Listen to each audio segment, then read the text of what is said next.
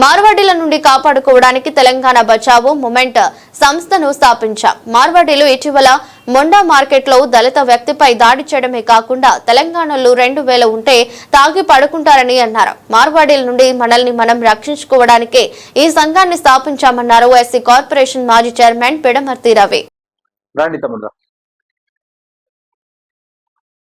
ఇది కేవలము సంఘం, ఒక సంఘం ఉండాలన్నది మా ఉద్దేశం.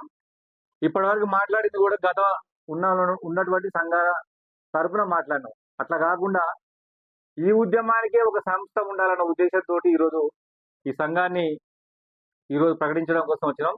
మన సంఘం పేరు తెలంగాణ బచావో మూవ్మెంట్. మామూలుగా అందరిని అడిగితే బచావో ఆర్మీ, బచావో టైగర్స్ వచ్చింది కదా, టైగర్స్ ఆర్మీ అంటే అది వేరే రూపు తీసుకుంటుందని శాంతియుత పద్ధతిలో ఈ ఉద్యమాన్ని మనం నడపాలి. ఇప్పుడు ఆయన ఒక అతను ఇప్పుడు మా చెస్సినాలు 2000 తాగి పట్టరు అన్నారు.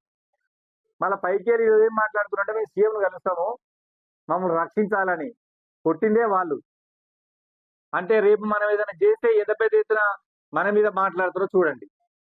ఇవాళ ఒక ఇంపార్టెంట్ వ్యక్తి ఇక్కడికి వచ్చిండు, అన్న పేరు కరటే శ్రీహరి. వీళ్ళ టీం అంతా కూడా గద్వాల్లో పెద్ద ఎత్తున